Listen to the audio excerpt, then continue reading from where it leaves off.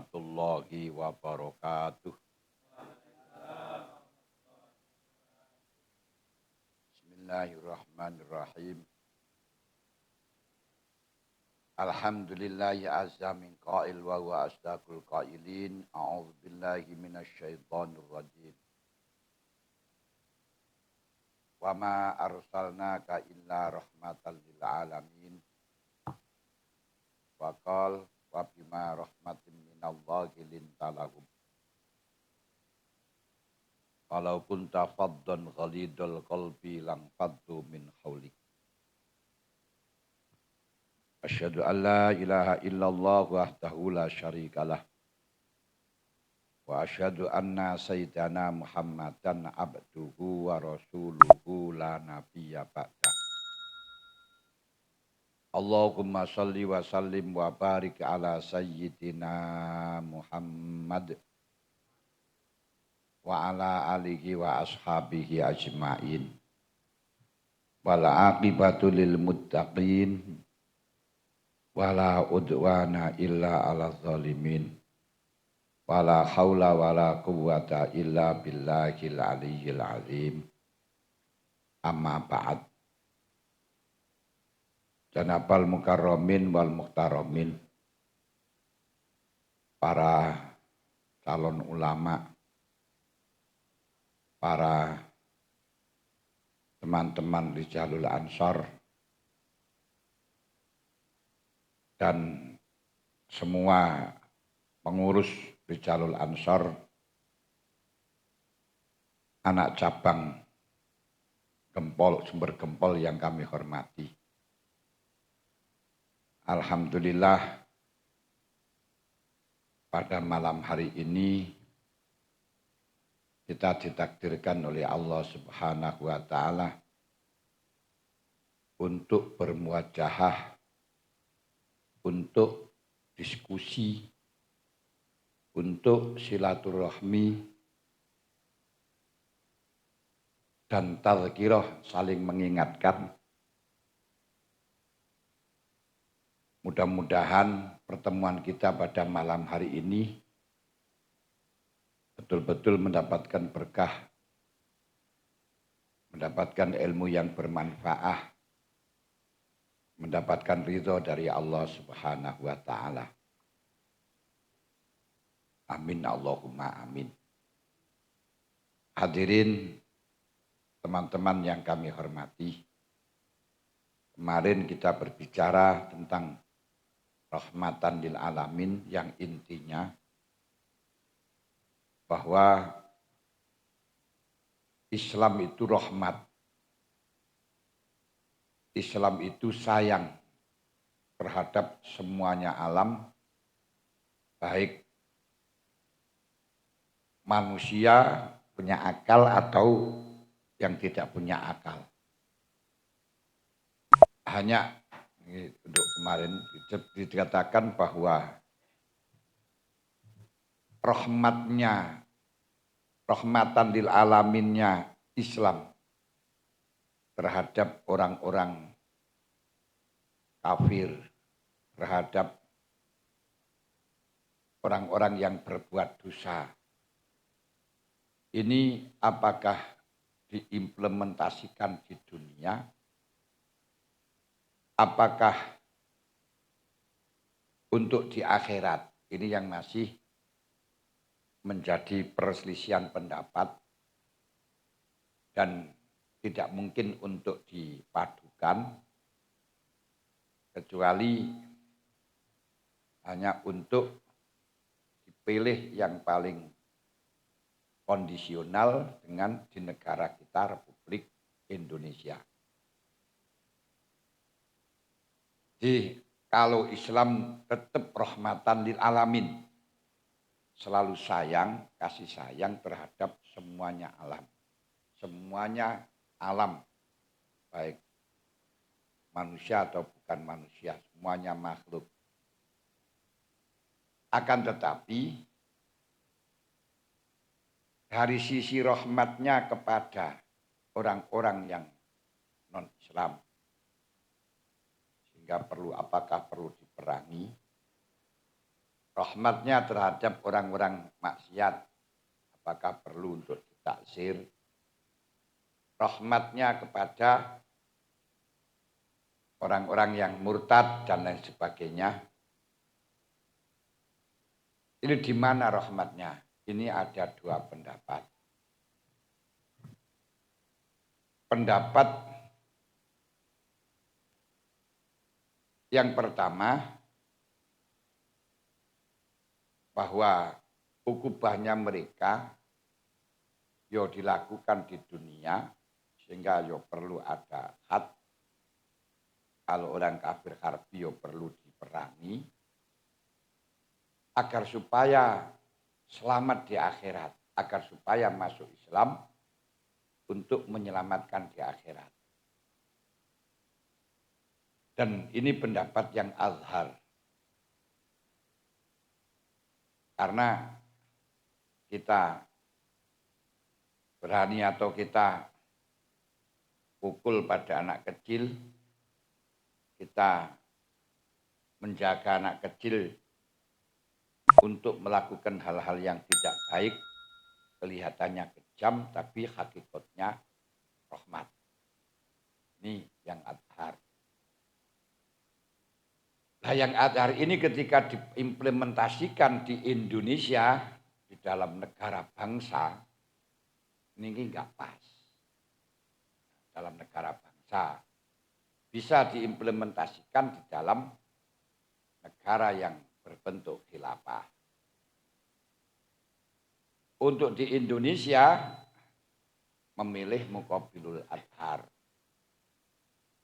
Dan Muqabilul Adhar ini didukung oleh A'immatus Salasah.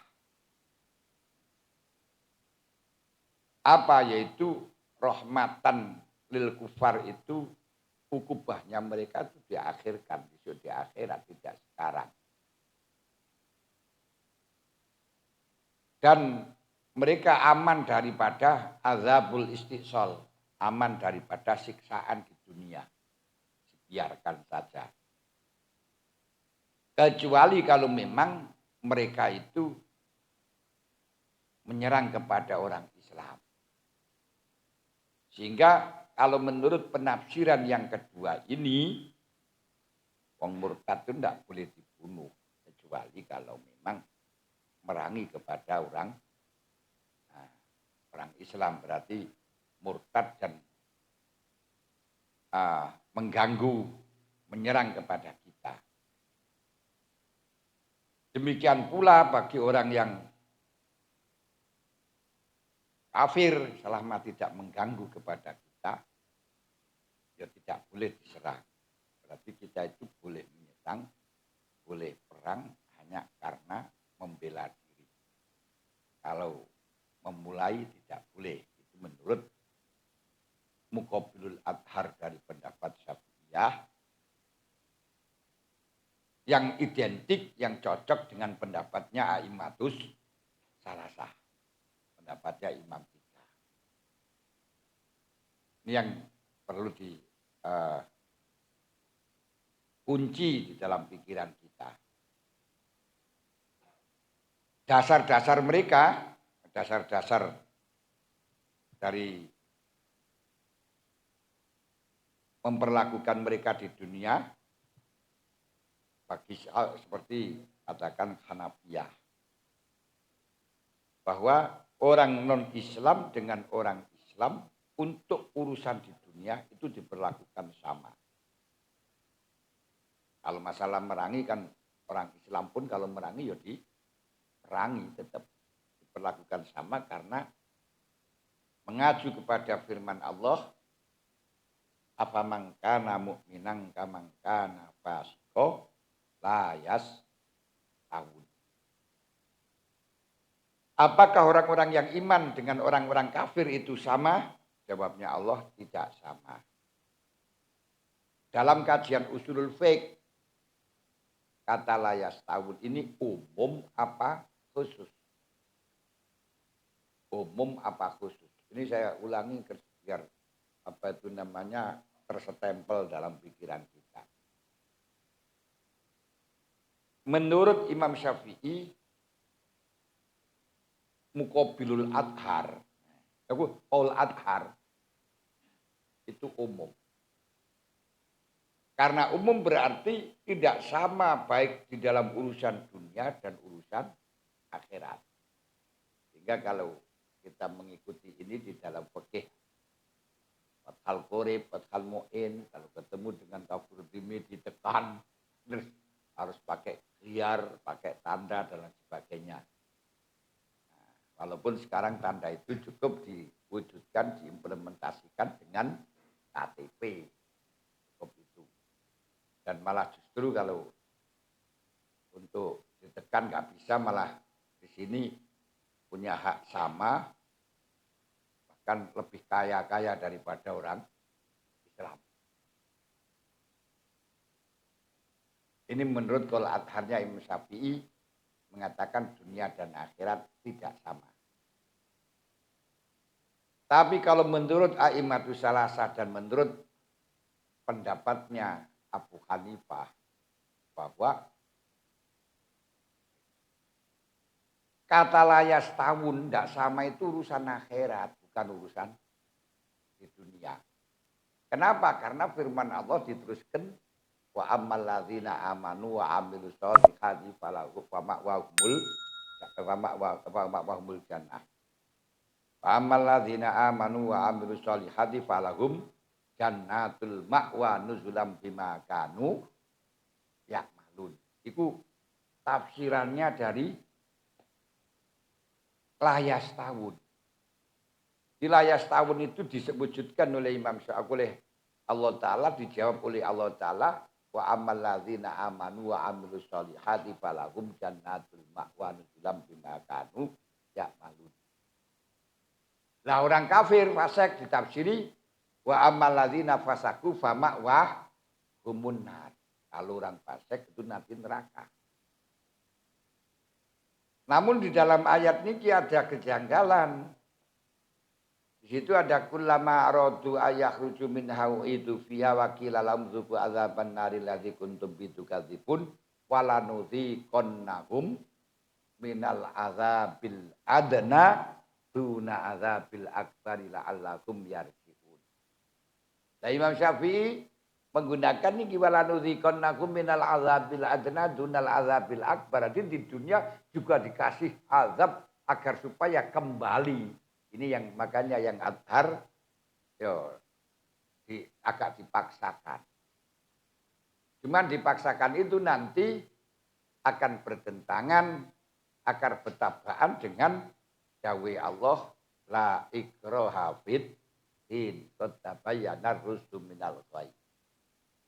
Lah kalau adhar berpendapat kok la ikraha fid din termasuk lakum dinukum waliyadin itu ayatnya mansukh.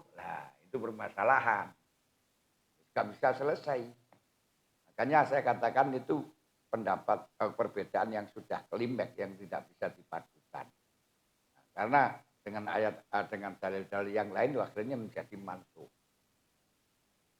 Nah, apalagi seperti Ibnu Hazm ayat Faktulul musyrikin min haitsu wajadtumu makhudzu maqutulam kula marsad ini menusah dari 200 ayat yang menjelaskan tentang qital, tentang untuk damai dengan orang kafir. Nah, itulah yang difatwakan oleh Ibnu Qayyim al-Jauzi, terus difatwakan oleh Yusuf al-Qardawi, yang sehingga muncul peperangan yang ada di Syria dan lain sebagainya. Nah, bagi Indonesia dengan negara bangsa memilih yang ayat tersebut tidaklah umum, tapi hanya khusus di akhirat.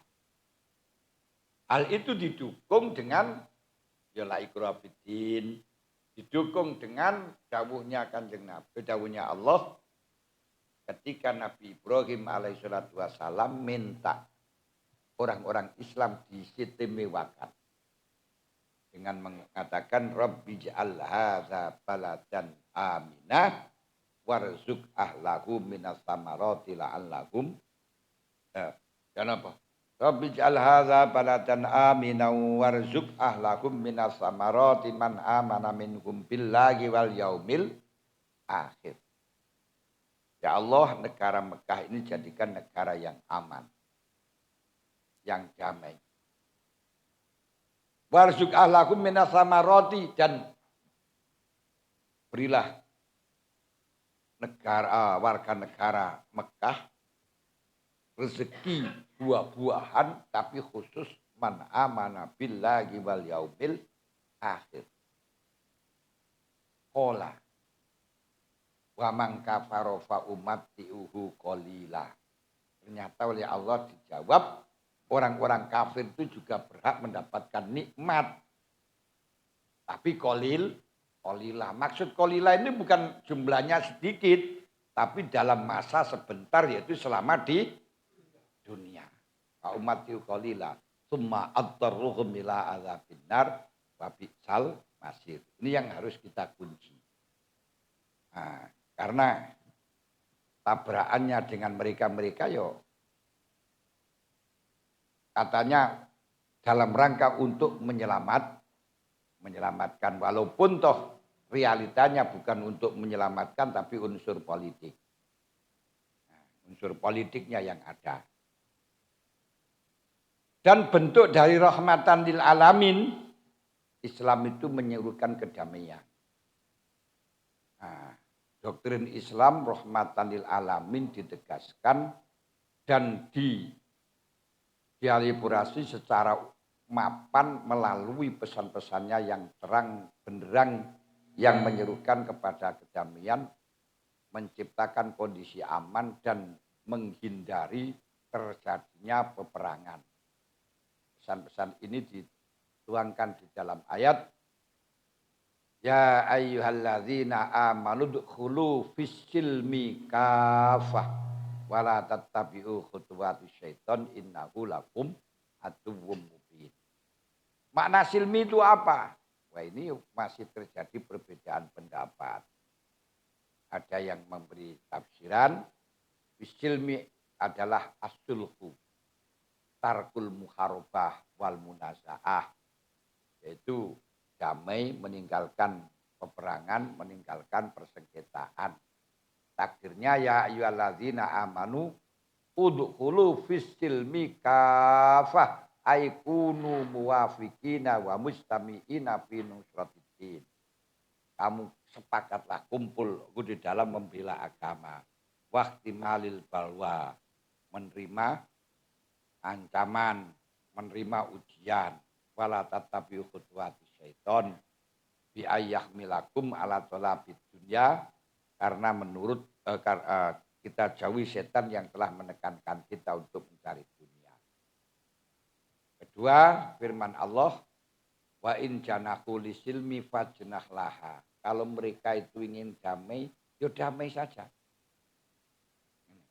Jadi kalau non-Islam itu minta damai, fajnah laha, ya silakan Muhammad, kamu damai. Wa tawakkal 'ala Allah innahu wasami'ul alim. Itu di antaranya. Terus di antaranya wa idz qala Ibrahim rabbi jalada baladan amina yang saya sampaikan tadi.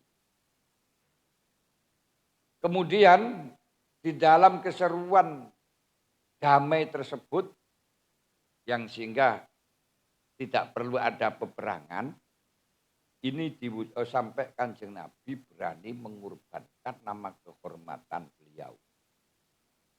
Kehormatan beliau gini ku Rasulullah. Ini buatan nanti negeri buatan. Saya tambahi. Seperti yang ada di dalam Sulh Hudaybiyah. Kalau sampean moco tareh atau moco Nurul Yakin dengan itu enak Sulhul Hudaybiyah. Dalam Sulhul Hudaybiyah ini ku Rasulullah bersama sahabat akan masuk di negara Mekah, terus dihadang oleh orang-orang Quraisy, tidak boleh masuk. Lalu tidaklah diperangi oleh Rasulullah, namun dengan malah justru dengan damai. Perunding musyawarah yang akhirnya ada kesepakatan Rasulullah boleh masuk ke negara Mekah dengan 3 syarat.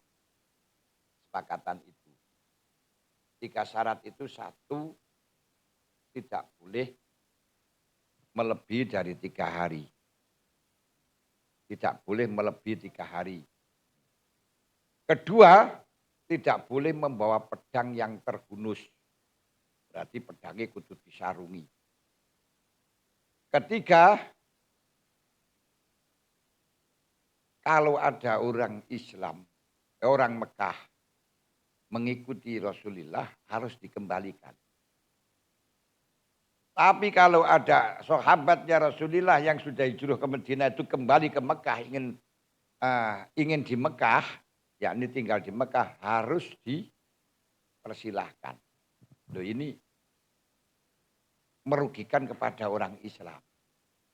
Tapi karena Rasulullah cinta damai, akhirnya beliau terima dan memerintahkan kepada Sayyidina Ali untuk menulis perjanjian itu, dan ditulislah oleh Sayyidina Ali dengan tulisan hadza ma qadahu Rasulullah Muhammad ibnu Abdillah. Lalu setelahnya ditulis gitu, orang-orang Quraisy gak mau. Maaf, kalau saya percaya bahwa Muhammad itu utusan Allah, tidak akan saya halang-halangi masuk di Mekah. Karena saya tidak percaya, maka perjanjian yang ditulis hadza ma qadahu Rasulullah batal, tidak sah. Harus dirubah. Lalu Rasulullah mengatakan, wallahi ana Rasulullah ana ibnu Abdillah umkhuy Ali. Kamu hapus. Sayyidina Ali mengatakan, wallahi la amku abada. Demi Allah saya tidak akan menghapus selamanya. Umkhuy Ali, terus Rasulullah akan menghapusnya. Namun karena Rasulullah itu termasuk Nabiun Ummiyun. Nabi sing ummi yang tidak bisa menulis. Akhirnya nggak bisa menghapus. Dan akhirnya oleh Sayyidina Ali terus dihapus. Akhirnya perjanjiannya berbunyi. Hadza ma qadahu Muhammad ibnu Abdillah.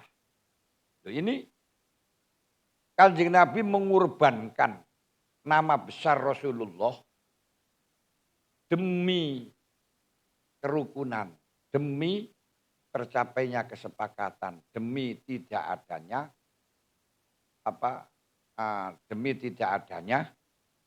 peperangan. Duniki.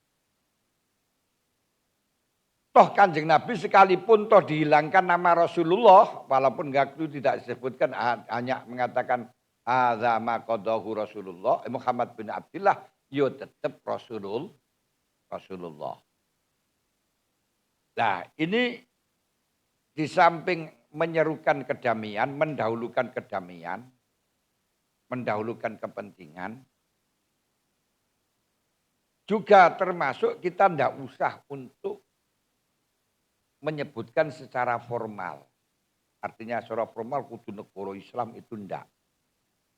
Walaupun Indonesia itu tidak disebut dengan negara Islam, asalkan sampean semua yang lakoni Islam sudah dengan sendirinya kan Islam, daripada namanya Islam tapi orangnya tidak menjalankan agama Islam.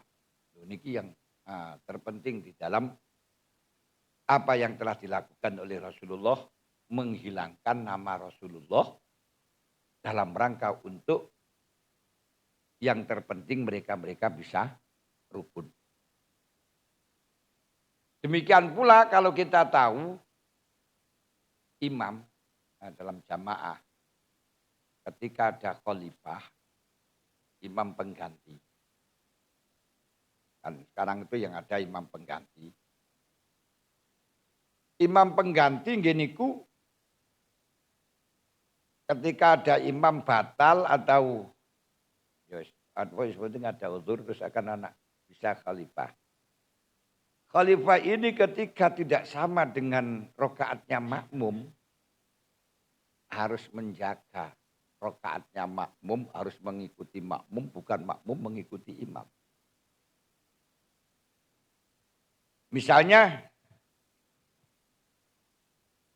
makmum-makmumnya itu muafik dengan imam sama rakaatnya. Dan ketika ganti, yang mengganti itu masbuk. Misalnya imam sudah rakaat kedua, dia masih rakaat pertama yang sudah barang tentu. Nanti di dalam rakaat kedua, rakaat kedua ini makmum ada tahiyat, bagi dia tidak tahiyat karena dalam rakaat pertama. Ini harus mengikuti aturannya makmum. Bukan makmum mengikuti aturannya imam. Loh, ini artinya apa? Kalau kamu meneruskan, jangan merubah dari tatanan yang awal. Teruskan tatanan ini biar tidak terjadi geger. Nah, mulane orang-orang yang meneruskan di dalam perjuangan di Indonesia, jangan merubah tatanan yang ada di Indonesia. Itu antaranya. Kemudian banyak sekali di antaranya lagi tidak harus menerapkan aturan dalam syariat Islam. Ini ku Rasulullah Shallallahu Alaihi Wasallam tidak membunuh orang-orang munafik, padahal orang-orang munafik itu yakin kekufurannya. Kenapa mu'alafatan li ghairihim? Kalau dalam kitab Syifa, Abdul Fadl Iyad bin Musa menjelaskan Qadiyat Syafiyah. Kenapa tidak membunuh? Karena mu'alafatan li ghairihim untuk merayu kepada yang lain, wariayatan lil mukminin qorobatihim, menjaga orang-orang kerabatnya orang mukmin, wa karohatan li ayakulan nas inna Muhammadan yaqtulu ashabah, dan untuk menghilangkan image bahwa Kanjeng Nabi Muhammad telah membunuh sahabatnya. Ini diantaranya. Makanya terjadi ketika geger rebutan marka antara orang-orang sahabat Ansor dengan sahabat Muhajirin. Sahabat Muhajirin ternyata niku ngepuk atau nabok bokonge wong Ansor. Jadi Kunafi Husatin kola Sofyan marotan fi jaisin pakasara rajulun malusina dan mal Ansor. Wong Arab niku lek ditabok bokonge itu penghinaan. Tapi kalau dicekel jenggote niku malah seneng, penghormatan. Nanti lek wong Jawa meneng sak cekel jenggote niku ngelama. Nggih. Ngaplok. Akhirnya sahabat Ansor mengatakan, "Ya lal Ansor." Demi kehormatan Ansor. Terus ganti Muhajirin, "Ya lal Muhajirin." Demi kehormatan Muhajirin. Akhirnya Rasulullah mendengarkan cerita itu. Lalu Rasul mengatakan, "Ma balu dakwal jahiliyah." Kenapa kamu telah mengaku-ngaku jahiliyah? Pengakuan jahiliyah itu rebutan marka itu adalah jahiliyah. Oh, ya Rasulullah, kasar rajulun minal muhajirin rajulan minal ansar. Ini telah nabok, saya minta dibalas ya Rasul. Kanjeng Nabi dawuh, "Da'uha fa inna mungkinah koyo ngono kok njaluk dibales kowe iku ora pantes." Hal yang batin, busuk. Ini mulane ya ora kudu dilaksanakan itu. Terus enggak usah dilaksanakan. Fasamia bidzalika Abdullah bin Ubay. Akhirnya Abdullah Ubay bin Salul niku mireng. Kalau sahabat Muhajirin telah menyalahi kepada sahabat Ansor. Faqala fa'aluha. Ia berani mengatakan seperti itu, melakukan semacam itu. Ama wallahi la in raja'na ilal madinati la yukhrijannal a'azzu minhal afdal. Kalau saya nanti datang ke Madinah, orang-orang mulia akan mengusir orang-orang Ansor. Yang dimaksudkan orang-orang mulia itu sahabat Ansor. Karena Muhajirin itu wong melarat, wong pendatang. Mestinya harus mengikuti penduduk asli. mengikuti apa itu namanya orang negeri. Lalu fabalaghon Nabi faqama Umar. Kanjeng Agus hal itu didengar oleh Rasulullah kalau memang Abdullah bin Ubay bin Salul ngamuk. Lalu Umar mengatakan, "Ya Rasulullah, dakni adribu unuqa azal munafik." Biarkan saya akan memotong lehernya orang munafik itu. Dan jelas itu orang membenci kepada Rasul. Tapi kanjeng Nabi dawuh bid'ahu. La yatakhaddatsun nas anna Muhammadan yaqtulu ashabah. Biarkan. Karena nanti kalau kamu bunuh, orang-orang akan mengatakan Muhammad telah membunuh sahabatnya. Jadi di sini di dalam menjaga image biar tidak Islam tidak dikatakan agama teroris, tidak dikatakan agama pedang, kita tunjukkan tentang kedamaian kita. Damaiannya Islam. Ini sebagaimana yang telah diajarkan oleh Rasulullah Sallallahu Alaihi Wasallam. Yes. Nah, kedua seruan kedamaian di dalam hadis innama bu'istu li utammima makarimal akhlak. Bahwa di dalam agama Islam itu sangat menganjurkan untuk berakhlakul karimah. Nah, di dalam berakhlakul karimah ini dalam menjaga kedamaian ini mahwal akhlak wa ma'adrokamal akhlak. Kalau kita definisi akhlak itu hayatun rosikhotun tasduru minhal af'al bisulatin wa yusrin bila raibin wala fikrin. Yaitu suatu karakter yang mengkristal pada diri kita sehingga reflekslah terjadi perbuatan. Itu perbuatan secara refleks tanpa mikir, tanpa angen-angen. Kalau perbuatan itu muwafiqun li syar'i wal aqli, cocok dengan aklan wa syar'an, baru dia katakan akhlakul karimah. Kalau tidak cocok dengan aklan wa syar'an, tidak bisa disebut dengan akhlakul karimah. Makanya akhlak itu ukurannya satu syar'an, kedua aklan. Sering saya sampaikan itu, syar'an dan aklan. Aklan itu apa? Pantes. Pantes. Makanya walaupun cocok dengan syariat, tapi gak pantes, jangan dilaksanakan. Tapi kalau ada pantes yang di situ, kalau pantes kok gak cocok harus syariat, dirubah, diganti, dicocokkan dengan syariat. Hal itu banyak sekali yang telah dilakukan oleh agama Islam, budaya-budaya dan tradisi yang asalnya nggak cocok bukan dihilangkan, bukan dirubah, bukan dihilangkan tapi dirubah sesuai dengan Islam. Contoh seperti budaya kumpul di Madinah, kumpul di Mina setiap musim haji. Itu sudah turun-temurun sebelum Rasulullah lahir. Kumpul dengan pamer nasab. Lah ini para wong Arab niku lek karo nasabnya hafal banget. Membanggakan dengan nasab. Kalau Indonesia tidak memperhatikan nasab, tapi nasib yang diperlukan. Nah, kemudian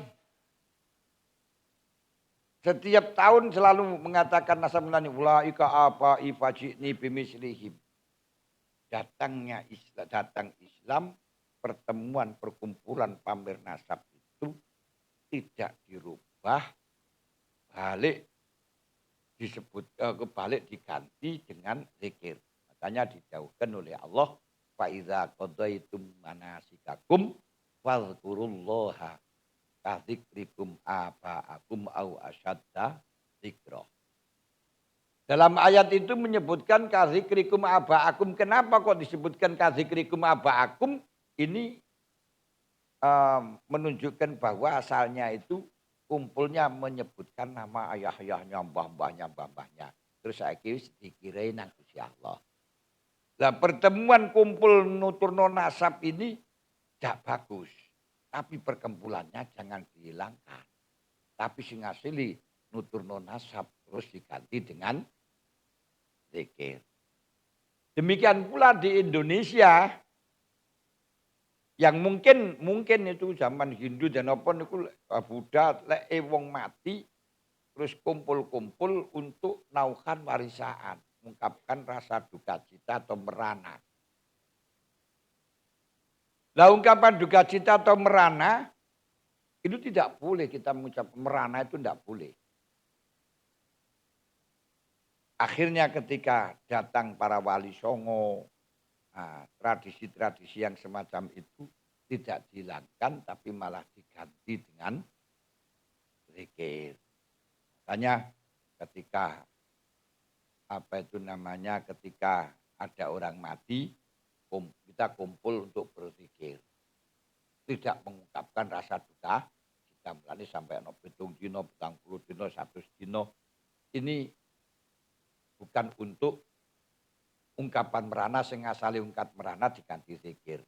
Sehingga di dalam kitab-kitab mutaakhirin seperti hanya kitabnya Ibnu Hajar mengatakan kunna na'uddu an-nasta'u ayas al-istima' fi sab'ati ayyam minan